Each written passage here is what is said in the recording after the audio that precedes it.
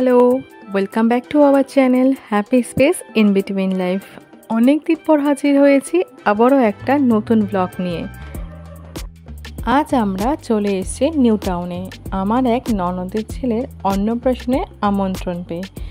ঋতিকাদি আমার এক মামা শ্বশুরের মেয়ে, তো এখানে প্রায় আমার মামা শ্বশুর বাড়ির সকলেই উপস্থিত রয়েছেন।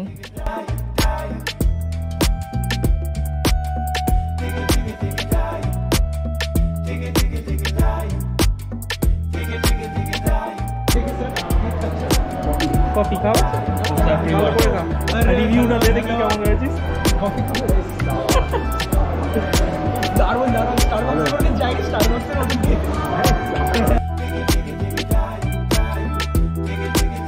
যেখানে এই অনুষ্ঠানটা অ্যারেঞ্জ করা হয়েছে সেখানে কিন্তু ডেকোরেশনটা খুবই সুন্দর হয়েছে।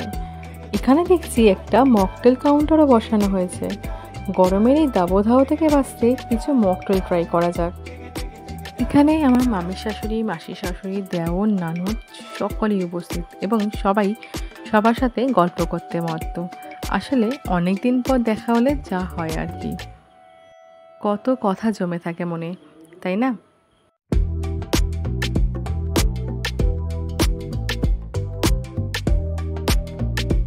তো অনেক হলো, চলো এবার লাঞ্চটা সেরে ফেলি। দেখি মেনুতে কি কি আছে। নে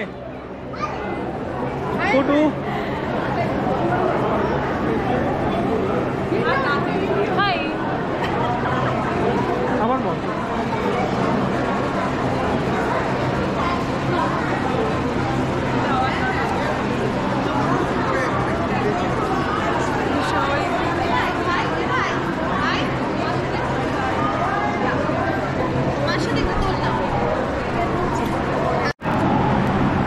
কি দিয়েছে? পুরি দিয়েছে, স্যালাড করেছে, কর্ন চিজ করেছে, রাইস করেছে, চিংড়ি আছে, দেখাও ফিশ ফ্রাই করেছে, খাবার দেখাও।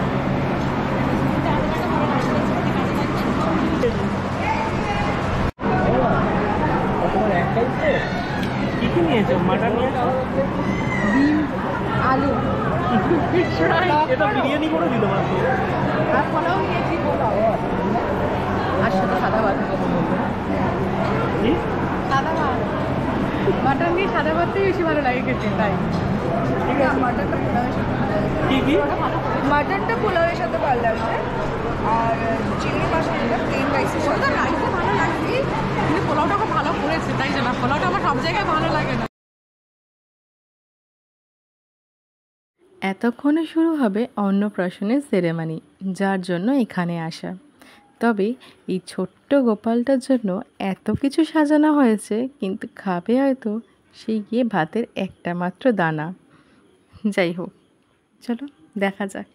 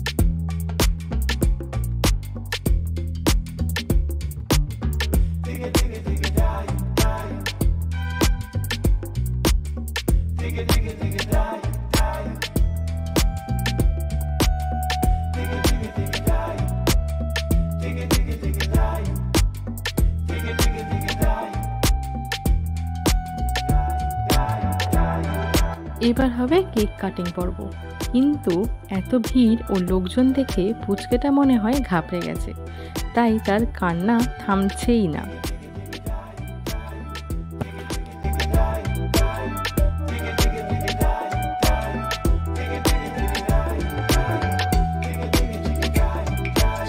chicken.